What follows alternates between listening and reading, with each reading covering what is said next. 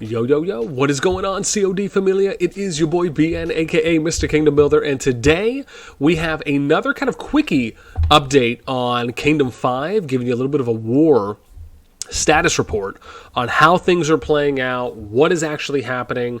I had a chance to get a little bit of some information from Duz, the #1 player here, and a few others that I asked, just to try and paint a clearer picture for us on what's happening. And like I said, I don't foresee this being too long of a video, but after giving the update, I'm just going to talk a little bit about what I think some of the kind of pros and cons are, so that way I can at least give you some information, a little bit of education on how to kind of plan some of these things out, what that can potentially lead to down the road as well.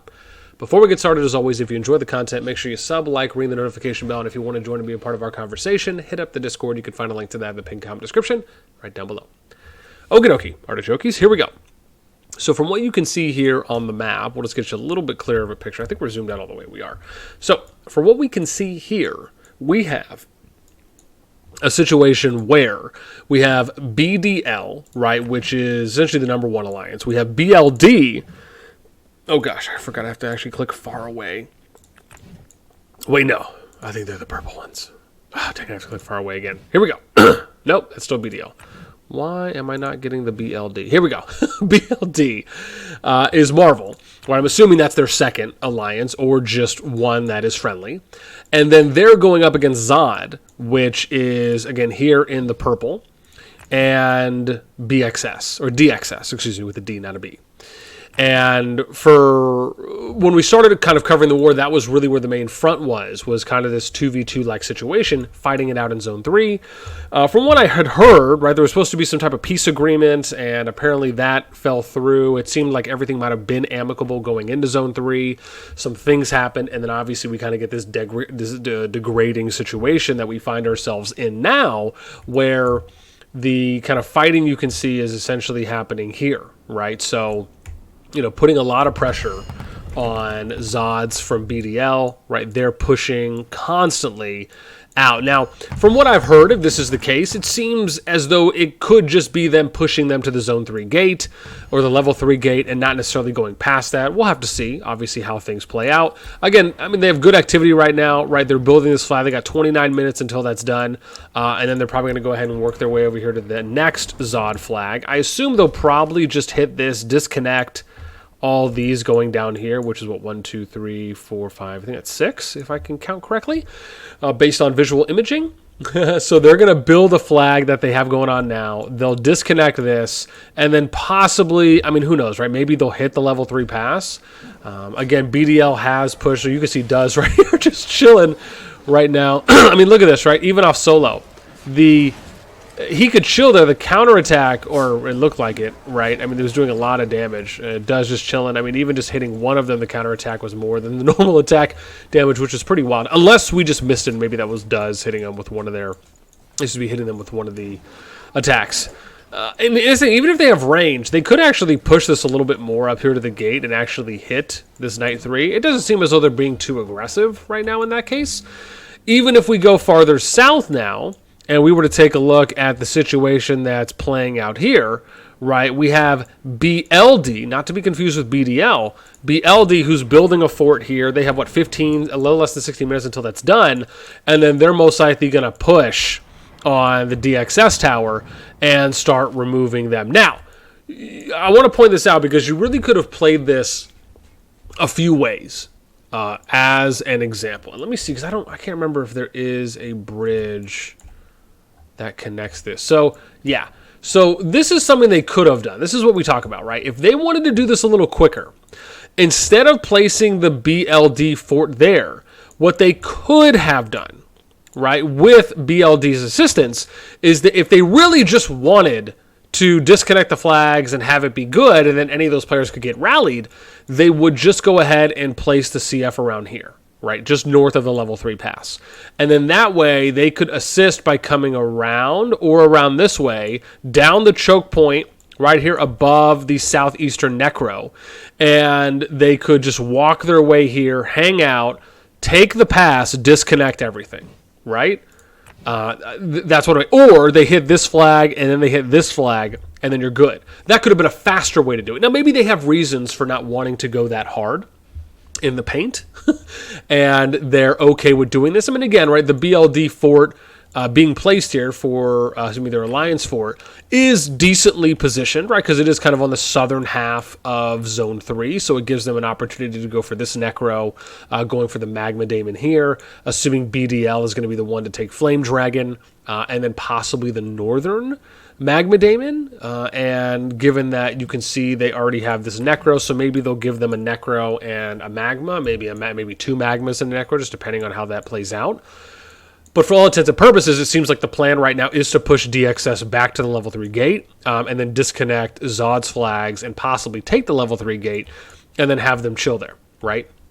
With all of this in mind, let's take a look a little bit here at some of the ranks, right? So if I zoom in a bit, we can see a few things here, right?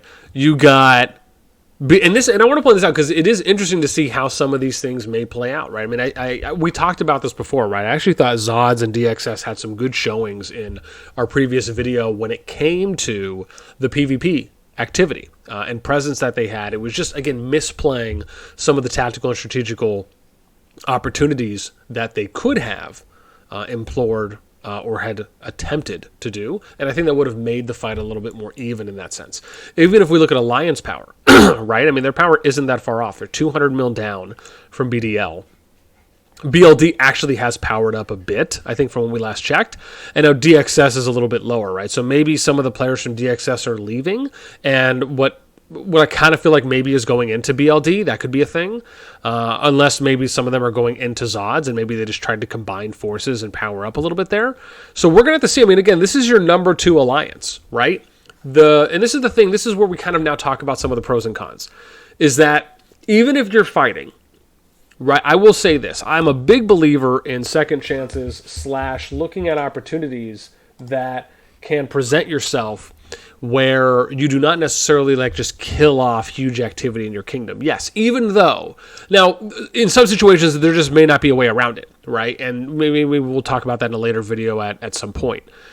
But when you're building a kingdom, and you're thinking about the fact that, you know, your kingdom's out, you're getting all these new players that are coming in, and then the moment that the next kingdom comes out, you're essentially not getting, for the most part, really any new blood, right? Because now anyone that's downloading the game or loading it up for the first time is going to get auto-populated into the newest kingdom.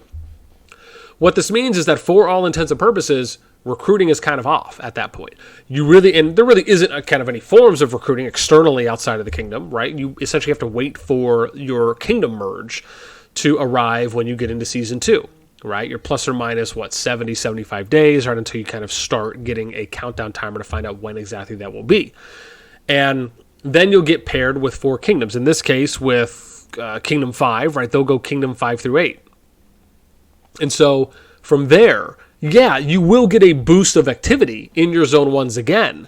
And then in this type of situation, right, depending on what happens in Zone 3, right, will an agreement or some type of arrangement be done where ZODs can eventually re-enter and maybe they'll split up some of the territory? Will they just alienate them and then players will eventually leave ZODs so that way they can join BDL and BLD, and then they'll just kind of assimilate the players there while being able to retain management control? Will ZODs just kind of keep doing their thing and just not, and for whatever reason, keep fighting the good fight? Will they take the fight to Zone 2? Will they take the fight to Zone 1? Will they chill and not really stir any ruckus and bide their time, and then they'll eventually join another kingdom when it comes to the kingdom, when it comes to the servers merging, right? So maybe they'll join someone in S6, S7, S8. I mean, again, these are things you really have to consider and think about depending on how much you value your home kingdom's unity. And really just being able to work together, right? So these, to me, are really important things that factor into not only the health and sustainability of your kingdom, but how coordinated, right? How together do you really want to be overall? And are you okay with kind of going solo? Are you cool just working with your alliances and not necessarily caring too much about other alliances outside of your group? All of these things are going to have implications and/or they'll have ripple effects right down the road, depending on the decisions and the choices you make. So for me, these are just things I like to cover and I like to talk about because I just think it's really important. With that in mind, I would love to hear from you. If you are in Kingdom 5, let me know how you see things, how you have seen things going down in the kingdom. What do you think is going to happen next? And then what again, if there's anything that you've heard, right? Again, I'd love to know, right? Let me know in the comments down below. That is going to be it for me on our kind of quickie war update here for Kingdom 5 and how it looks like things are playing out, and a little bit of what some long-term possibilities might be. Again, as we hear more, I'll try to give Kingdom 5 another coverage, right, depending on how things end up going. But as I said, right, any storylines, any drama, any just POVs, right, from your perspective, your point of view, I'd love to hear, right? Let me know down there. That's going to be it for me. As always, until next time, I will catch you later.